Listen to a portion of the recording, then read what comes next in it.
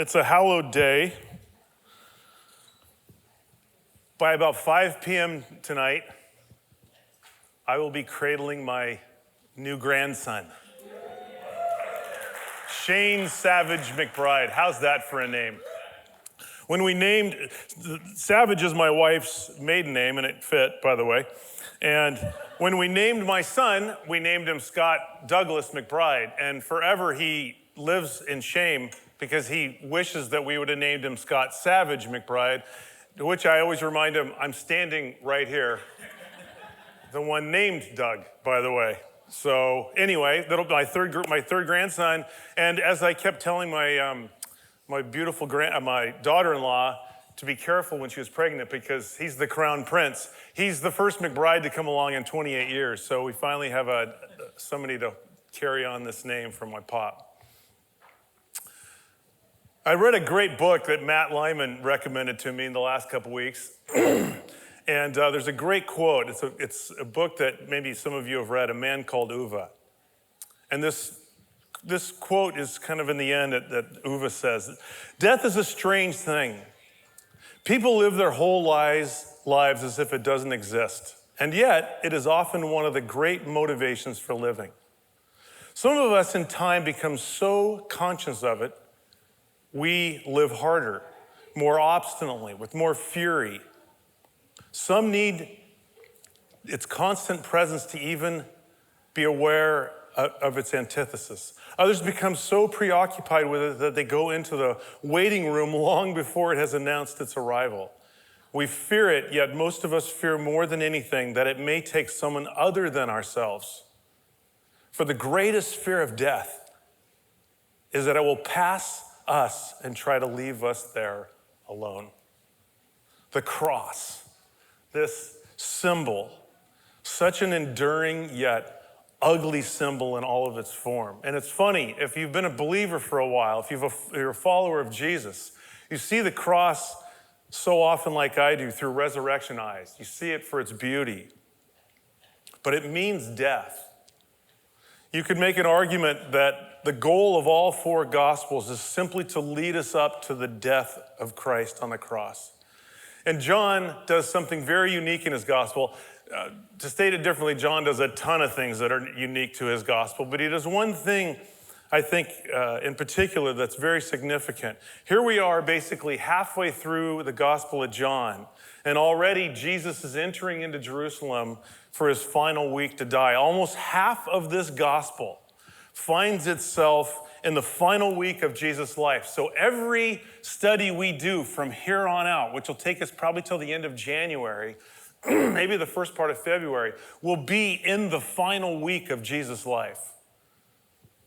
And the amazing story we have been looking at for the last 4 weeks has a special additional insight, I think, that the other Gospels don't provide. Only John sheds light on this.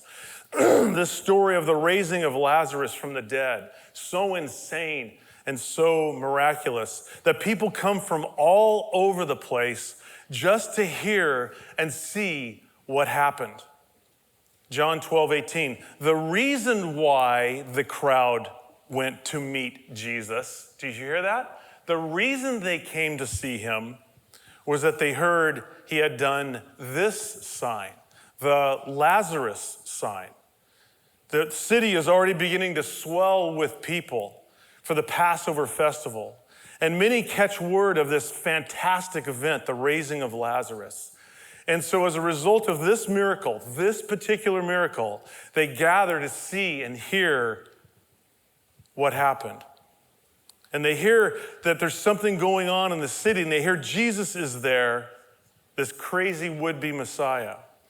It's the raising of Lazarus from death that they came to see. Mind you, they did not come to see the man born blind that can now see. They did not come to see the guy that was on a mat for 38 years that couldn't walk, that Jesus commanded to get up and parade around the city.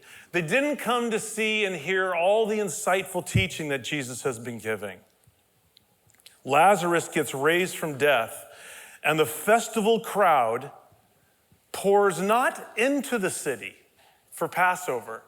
They pour out of the city to the front gates of the city to see this would-be Messiah that had done this. And it's a really tangled deal. The festival is actually Passover. But this whole weird deal of laying down of palm branches has nothing to do with Passover. It has to do with Hanukkah. Hanukkah was only 100 years old, and it was celebrated, it was a celebration that they had for the conquering hero Judas Maccabeus when he conquered the Syrians who had occupied their country. Judas Maccabeus led an uprising, and he kicked the Syrians out. And for 100 years, the Israelites had their own land.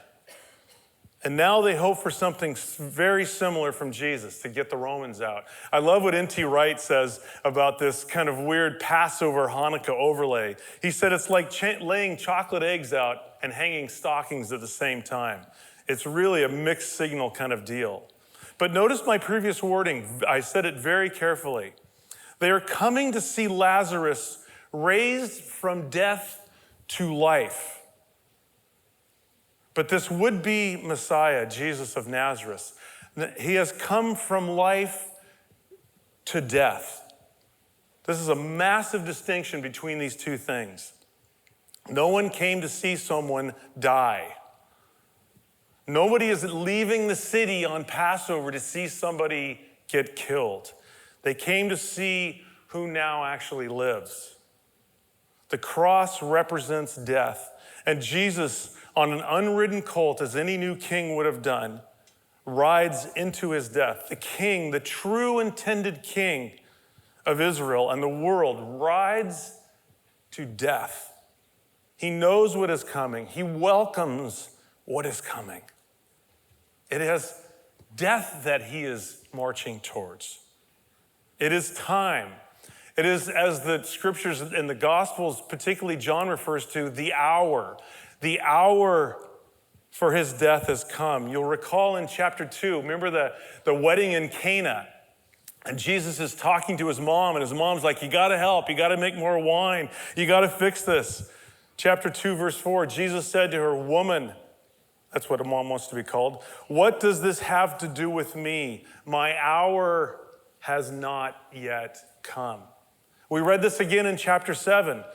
So they were seeking to arrest Jesus, but no one laid a hand on him. Why? Because his hour had not yet come. But now Jesus knows it's time to die. And what triggers this is really pretty simple. It's really just two things.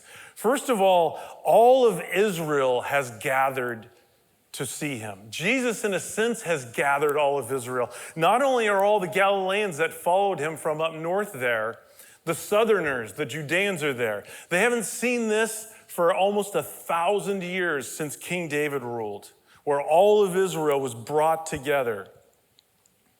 And as John says in verse 18, it's a sign, but there's an even greater sign than all of Israel being gathered. The Greeks have also come to see him. Verse 20 in chapter 12. Now among those who went up to worship at the feast were some Greeks, meaning Gentiles. Philip went and told Jesus, and Jesus answered them, the hour has come for the Son of Man to be glorified.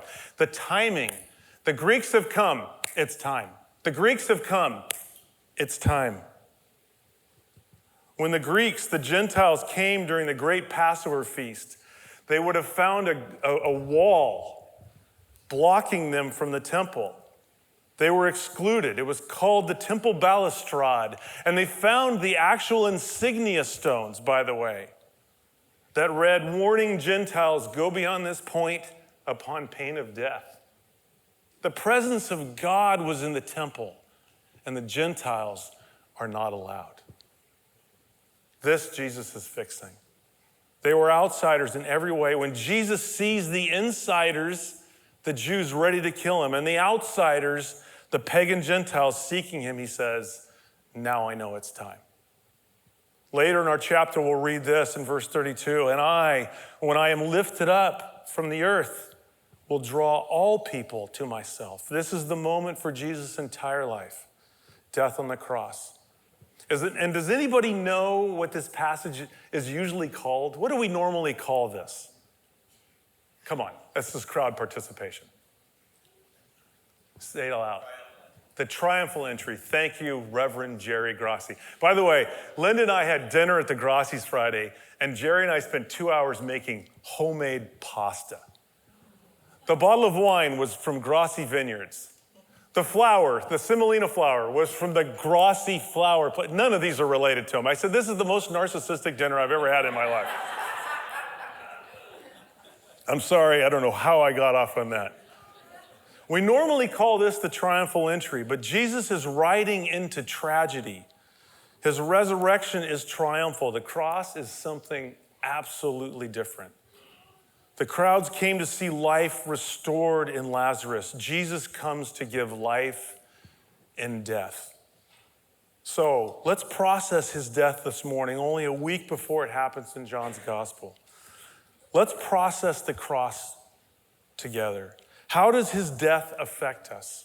Why is he about death here when every single other person is about life that they see in Lazarus? And I want to do this by asking two very simple questions. First of all, what is his death explaining to us in this passage? And then second of all, what is the requirement his death then asks of you and I?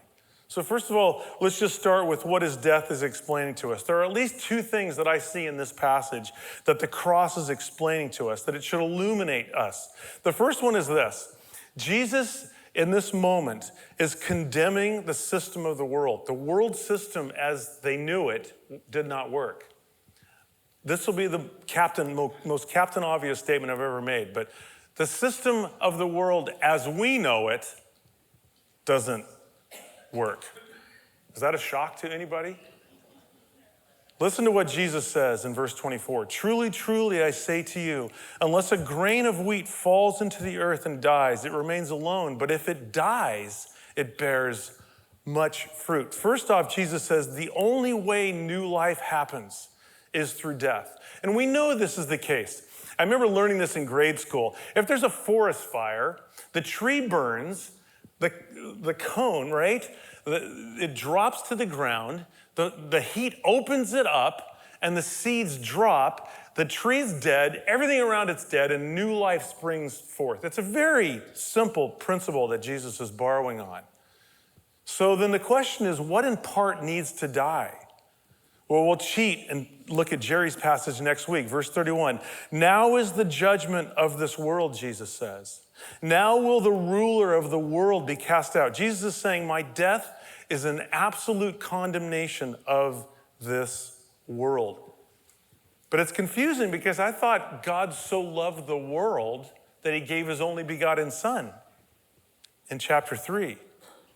It sounds like a contradiction, but sometimes the world means the people of the world, but in our passage this morning, it doesn't. In our passage, it means the value system of the world. The cross is a judgment on the world system that is completely off. In previous messages, I'm a Seinfeld fan, I've referred to this as the opposite George syndrome. Jesus' kingdom is upside down. It's opposite George from the world. Everything about Jesus' life was different than the world. Said differently, everything Jesus did and said was a judgment, literally, on the world's way of working and how the world thinks. And his death shows that it's the right thing because in history, his death is the only thing that's actually worked. We did this study a few years back in 2 Corinthians. I'll remind you of this verse in chapter 5, verse 17. Therefore, if anyone is in Messiah, he is a new creation. The old is gone. It's passed away. Behold, there's a new thing that's come. There's a new kingdom that's come. The kingdom of Jesus has turned every single thing that we know of upside down. The world harbors. Jesus forgives. The world hoards. And Jesus gives with abandon. The world wins, Jesus loses. The world looks for recognition. Jesus only wanted the Father and the Son to be recognized. The world wants success, but we love how Jesus pours through our failures. It's our weaknesses that we actually brag about. The world brags and commends itself to keep its head afloat above others and to feel secure, to have a sense of security and power. What have I accomplished? What have I obtained? How have I been recognized? And Jesus does not let his left hand know what his right hand is doing, which has always been such a weird verse to me. What does that even mean? You know what I think that actually means?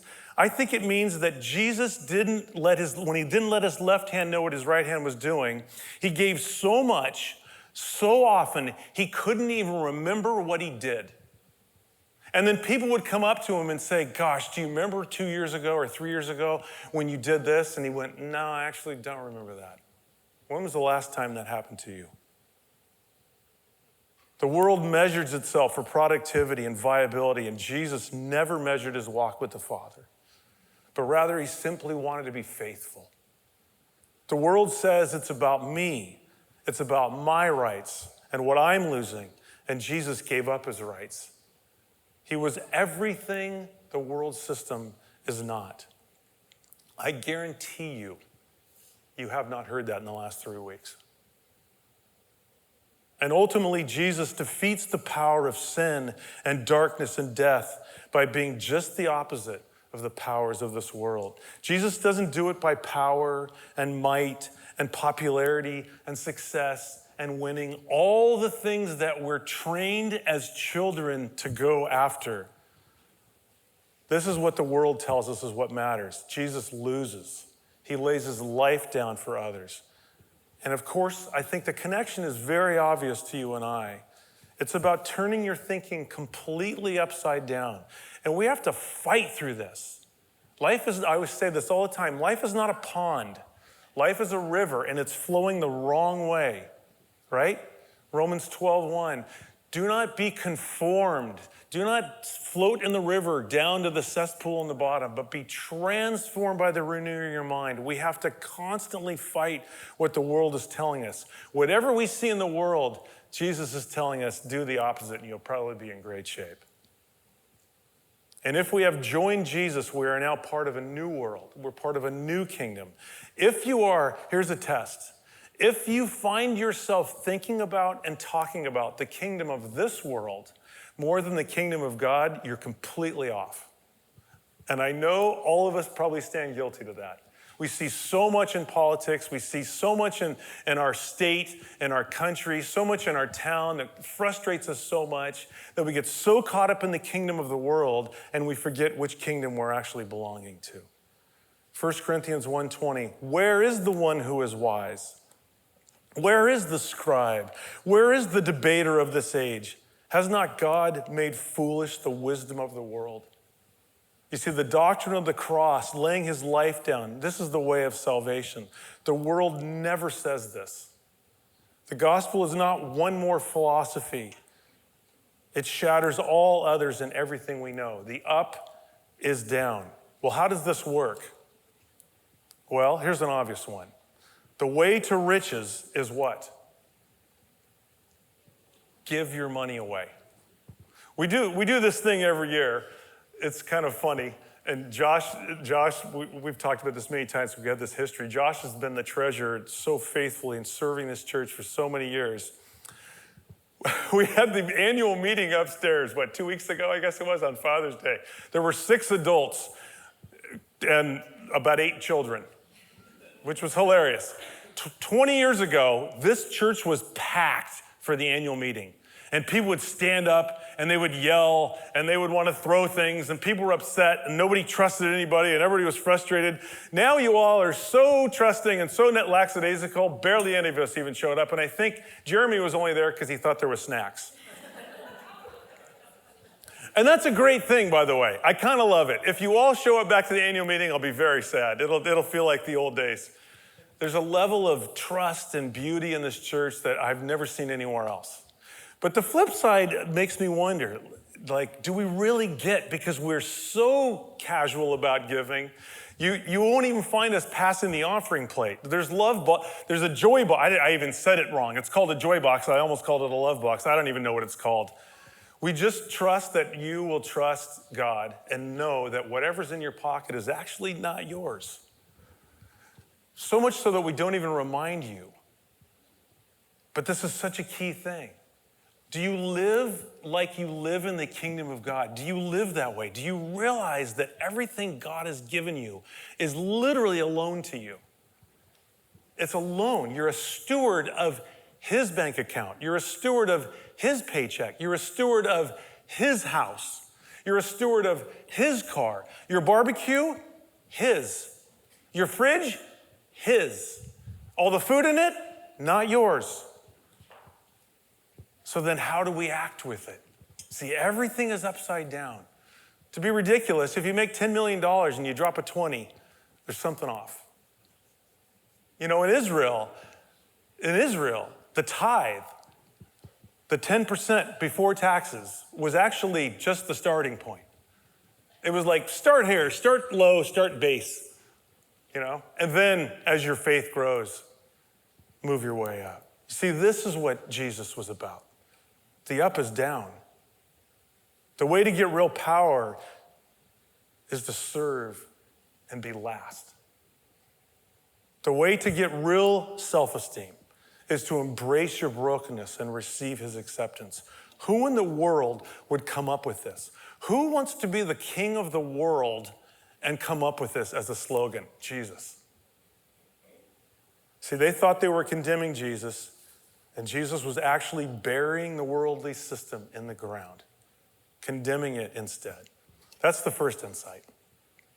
The second insight is so important too about what we learn from Jesus' death. Jesus' life is given. It's not taken. The cross is Jesus' idea, not somebody else's.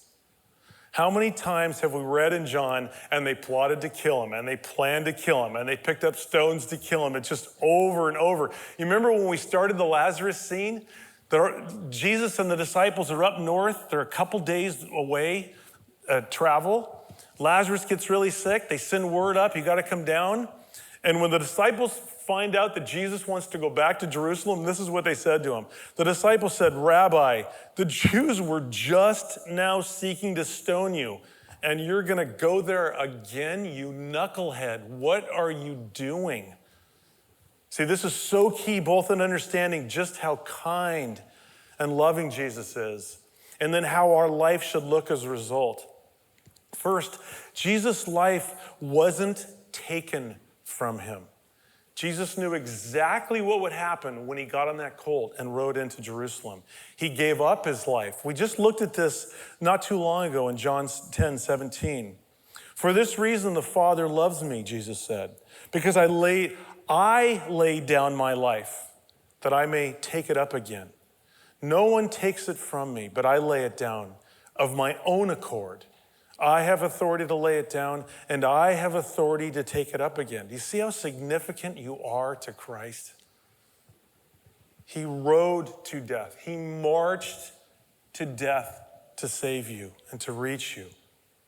And secondly, this has a massive ramification on us. This is so key. I finally figured this out later on in life. This was a big deal for me. When you are young, you get manipulated all the time. And by young, I don't mean just a kid. I mean in your 20s and your 30s and maybe in your 40s even. You get tricked.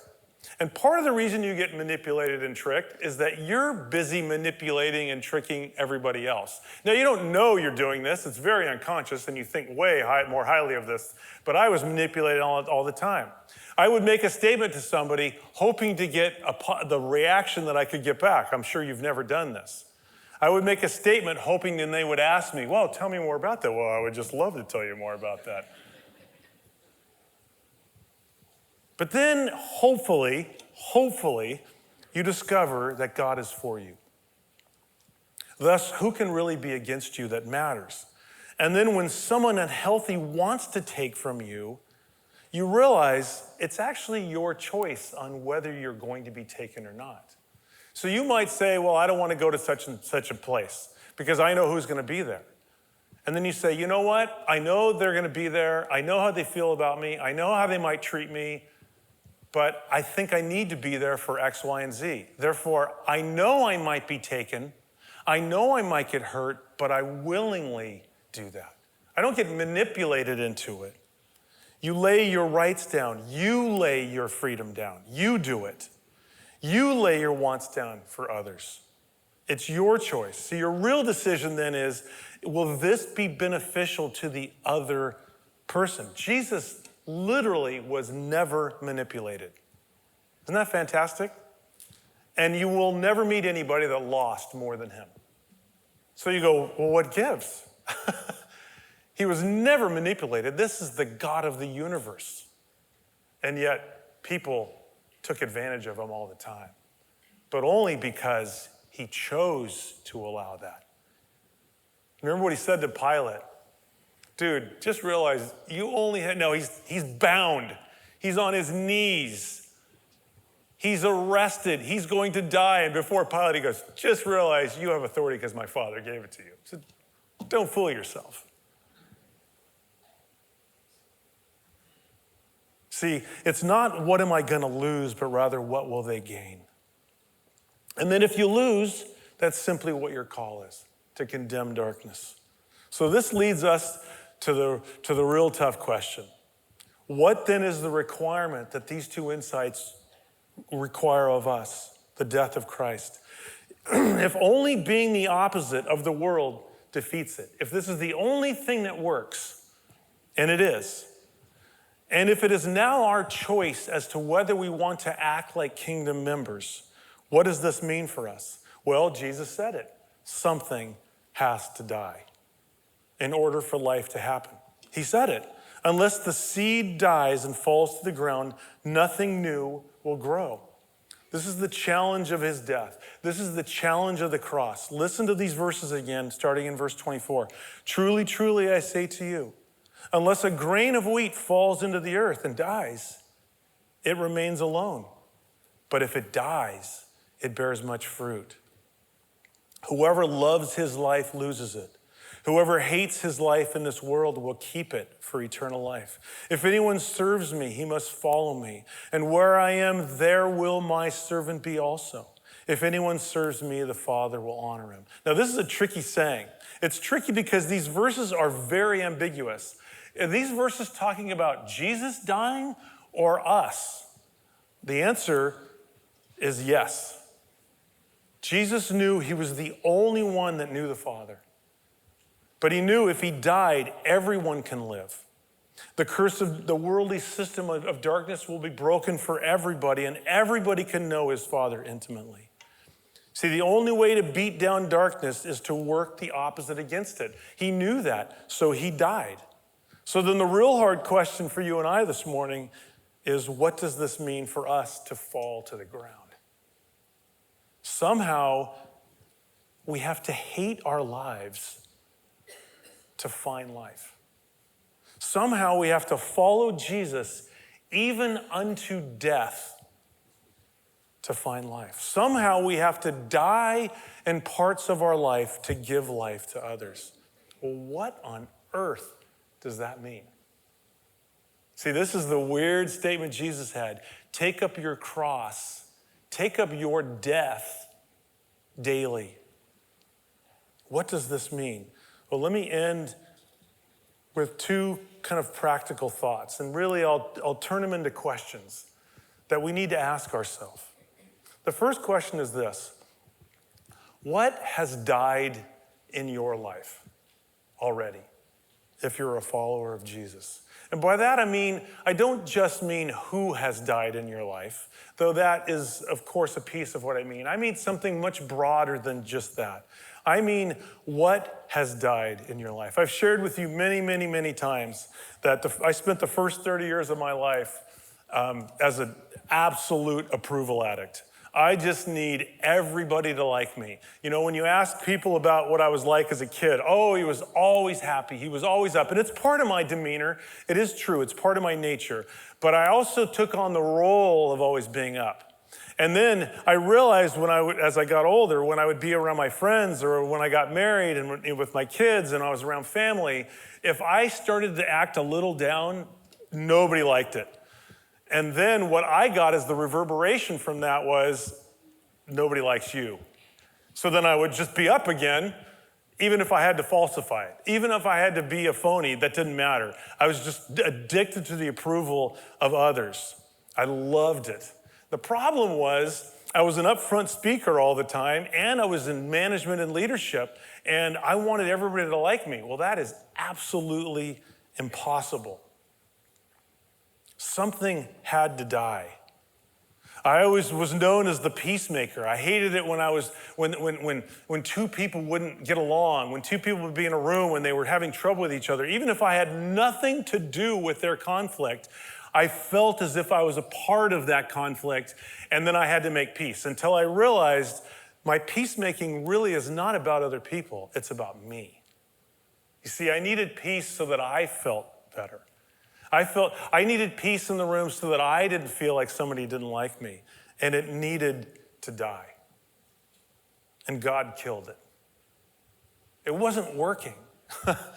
I was very hot and cold in relationships. I was very hot when I needed you to be near me. And once I got you near me to like me, then it was like, all right, I don't need to work on you that hard. Let me go keep this yo-yo going. And I would just spin personal plates of likeness, right? And as soon as the rotation slowed down, I just had to run over there and spin that one. And finally, people in my life started saying to me, you're very hot and cold. Sometimes you're there, sometimes you're not. And God just said, dude, this needs to die. This needs to fall to the ground. There's no life in this.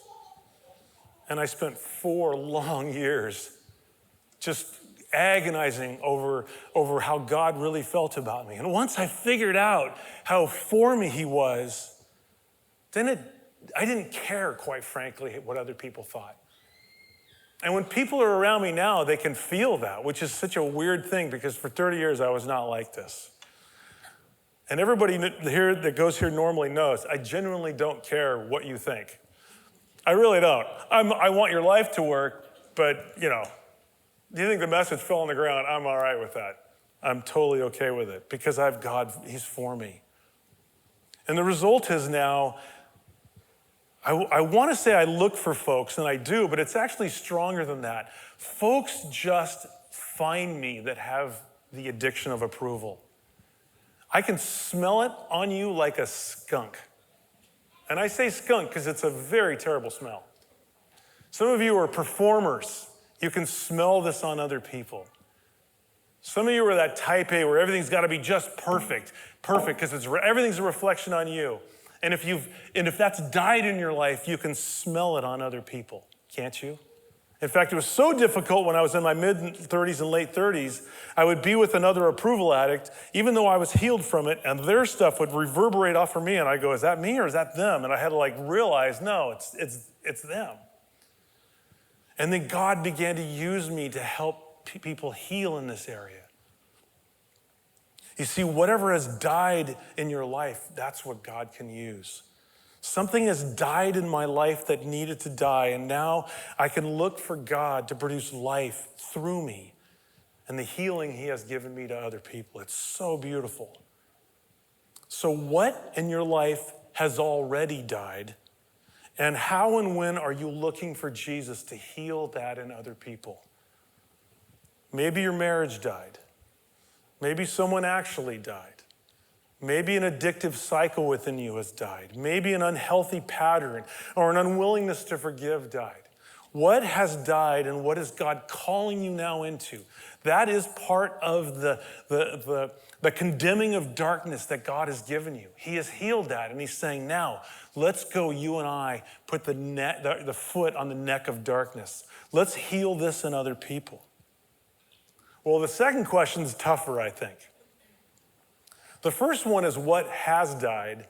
The second question is what needs to die in your life. What needs to fall dead into the earth so life can spring out? I've been sharing this with you the last decade too.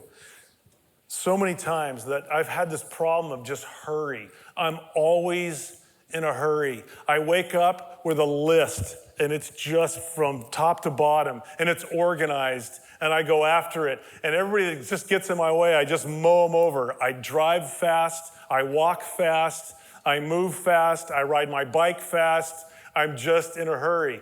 And about 10 plus years ago, God said, dude, this needs to die. There's no room for me. And what was really tricky about this was I'm really, really disciplined. And that's a God-given thing, and I've worked at it. I don't just let life happen. Hopefully the day will work out.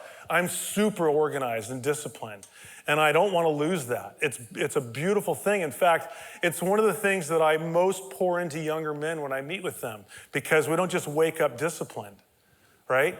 And I didn't want to lose that, and I'm super efficient. I mean, when I have 15 tasks, my mind is reworking them. I don't know if you're like this, so that, well, if I'm going to pass that and that and that, then I should do it in this and this and this order. I mean craziness, right? But I don't want to lose the efficiency, because I think that's God-given.